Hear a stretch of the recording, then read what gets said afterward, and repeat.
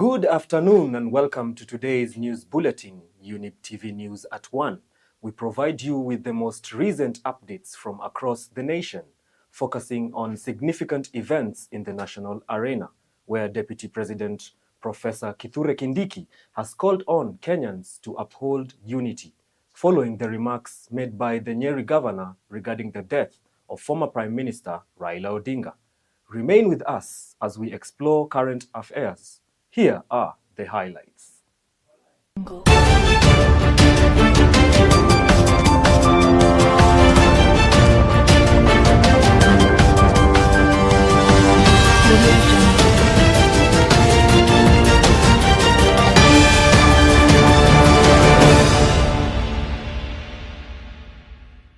Sisi tumekuja kama wazee kutoka jamii ya Wakikuyu, wazee wote kutoka kaunti zote zile tunawakilisha za Central Province na zingine zile tunasema ni diaspora kama Nakuru, Nairobi na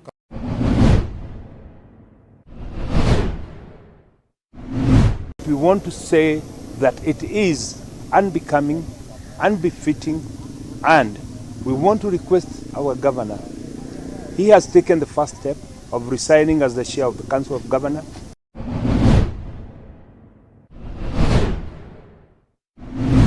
Hiyo session yenye tumepewa na coach, na matumani yetu ni kushinda hiyo game ya on Friday, na tuko na moral.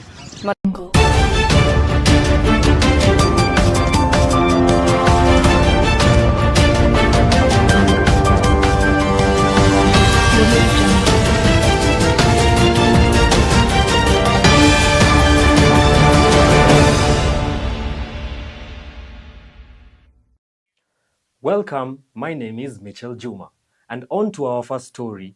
Deputy President Professor Kithure Kindiki has urged Kenyans to maintain unity, even in the face of division instigated by the political leaders, in what seems to be a response to comment made by Nyeri Governor Mutua regarding the passing of former Prime Minister Raila Odinga.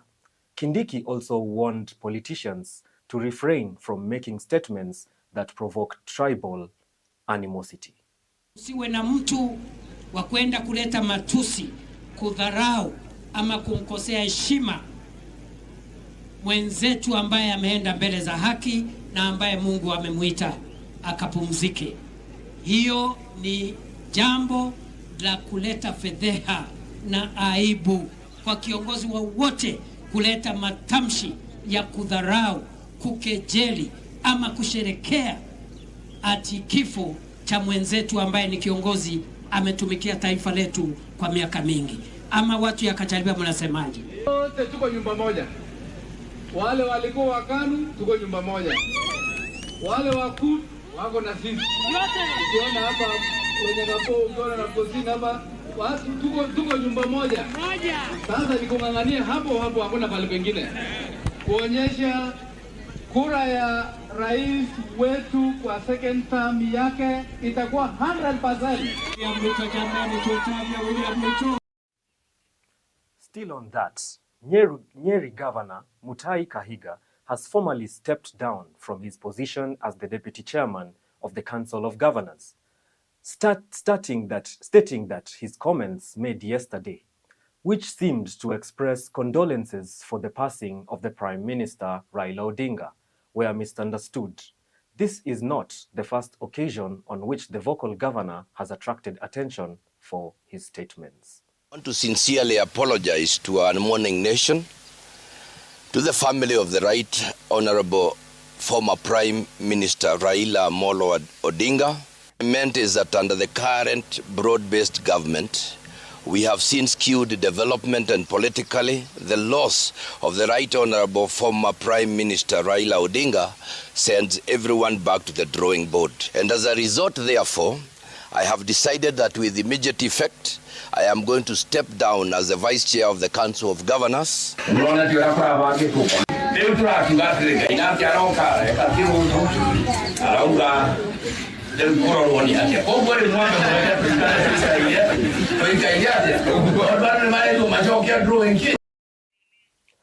Members of Parliament from Nyeri County, spearheaded by Senator Wahome Wamatinga, have vehemently criticized Governor Mutahi Kahiga for his recent comments concerning the passing of the late Raila Odinga. The legislatures have disassociated themselves from Kahiga's statement, labeling it a personal viewpoint that does not represent the perspectives of Nyeri County or its leadership. Despite the governor's resignation as the deputy chairperson of the Council of Governors, the MPs are now calling for his resignation as the governor of Nyeri as well. We want to say that it is unbecoming, unbefitting, and we want to request our governor. He has taken the first step of resigning as the chair of the Council of Governors. He has a moral obligation to go ahead and resign as the governor of Nyeri County. Indeed, we have heard 3 times him making very unfortunate statements. He said about the Maasais and them wearing no suruaris. That was also very, very unfortunate. We heard him say that you do not have to do anything, but you just have to follow a particular person for you to be re-elected. That was, again, very, very unfortunate. But the height of hypocrisy, recklessness, is what he said about Raila Amolo Odinga. Reckless, shallow, irresponsible statement. We all know the Right Honorable Prime Minister Raila Odinga as a statesman when he was living and in his resting, and we are very embarrassed. I also want to thank the MCAs. I have been informed that they have initiated the impeachment motion to the governor of Nyeri County because we have seen he has apologized and resigned as the vice chair of Council of Governors. He has done that so that those sentiments cannot be termed as of governors. So as the people of Nyeri, we are also asking the MCAs to fasten that motion. And if the governor is willing, he can resign first, as he has done, from being the governor of Nyeri, because he has embarrassed us now thrice, as the leaders have said. This is the third time he is apologizing. And his leader keeps on saying, doing a mistake is not a problem. Repeating that mistake is a problem. Governor Kahiga. The Public Investments Committee has expressed concerns regarding the excessive legal fees incurred by the defunct NHIF during the 2020-2021 financial year. The committee, led by Emmanuel Wangwe, questioned the payment of 77 million to 3 law firms for the recovery of a 13 million debts. Dr. Mwangangi, the Chief Executive Officer of the Social Health Authority, defended herself when questioned about the expenditures and promised to provide the committee with a comprehensive report within 3 years. You are saying you are new because that being new is trying to escape answering questions. So who prepared this? Would you confirm whether you responded to all the entire audit process? Because I'm reliably informed that you even did not respond to the management letters that were sent to you. You did not even respond to the audit draft report that was sent to you. We'll be able to go and check why responses were not done at that time.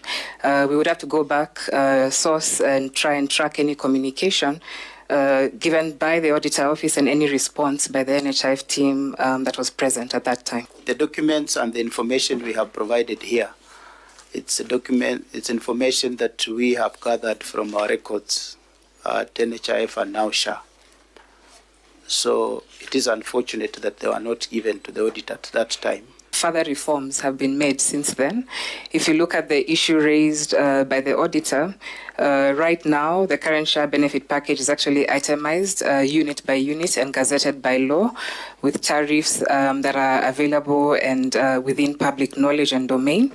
And the process of revising these tariffs is also itemized in the law through the Health Benefits Advisory Panel. The law, again, Chair, there's a process on how to improve this benefit package. It is through what is known as a Health Benefits Advisory Panel that was gazetted by the Minister. The panel is sitting and is receiving commentary. These choices depend on the fiscal basket that's available, as well as the need and the mortality and the disease burden. Somebody has had an operation today. In the next 6 months, is coming back for another one, but now it is stopped by the way of the law. That's why we are there. we can amend it.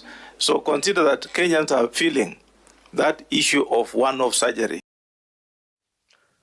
We are going on a short break here at Younib TV News at 1. Stay tuned.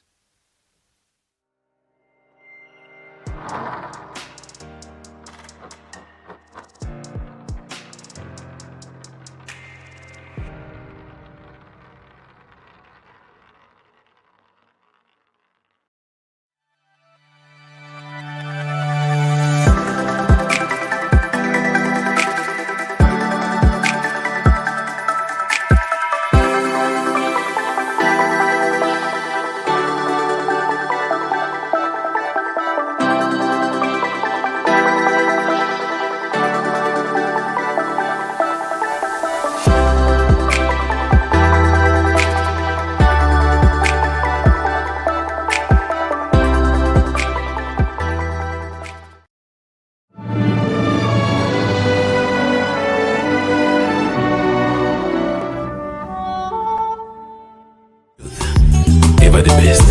Hallelujah.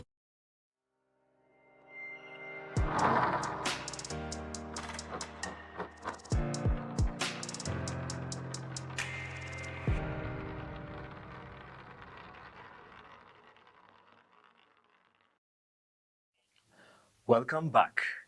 A group of Kikuyu elders dressed in their traditional garments proceeded to Opoda Farm to express their condolences to the family of the late former Prime Minister Raila Odinga.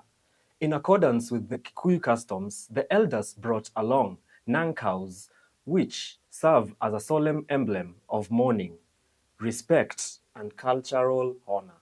The delegation distanced itself from the recent inflammatory remarks made following Raila Odinga's passing. Was just as he was yours, he was also ours.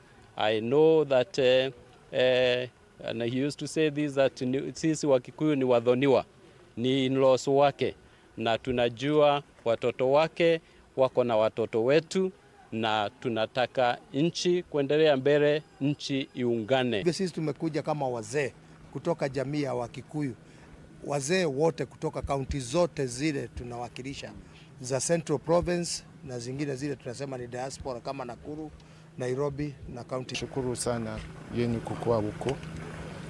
Kama Kenya moja, Kenya ni jamii moja, na tumeshukuru sana nyinyi wazee wa kwenyu vile mmefika huko Bondo, na tunakaribisha watu wengine pia wote wakuje huko Bondo. Wanaweza omba na sisi na kukuja kutembelea grave ya mzee. Asante sana. A family residing in Mangeche Ward, Bomachoge, Borabu constituency, Kisii County, is pursuing justice after unidentified assailants invaded their homestead and caused damage to property valued at millions of shillings. It is reported that the attackers specifically targeted the residence of Nicholas Aberi to extort money related to the sale of illegal brew, a business he had ceased operation in. A significant property has been vandalized and other items stolen following the assault by unknown assailants.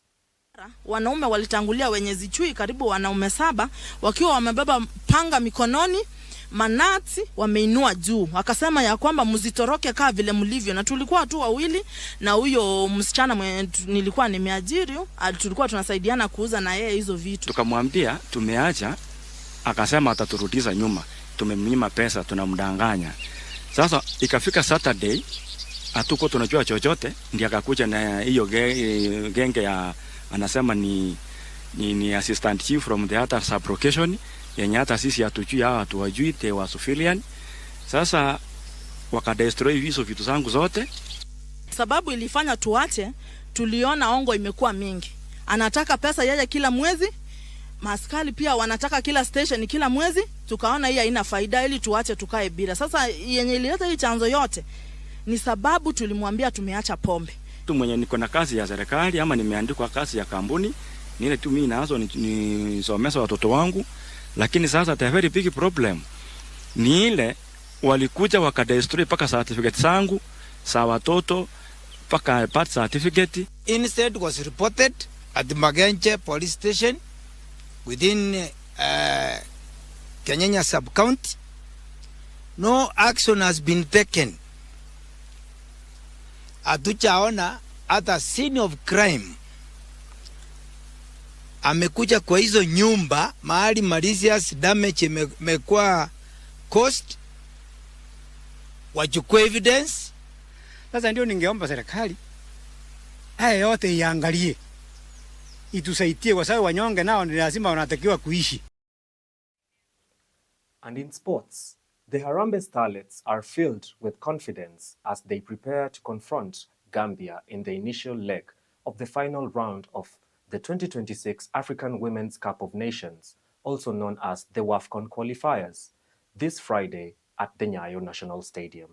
Following 3 weeks of rigorous residential training, the team aims to leverage its home advantage prior to the return leg set for the next week.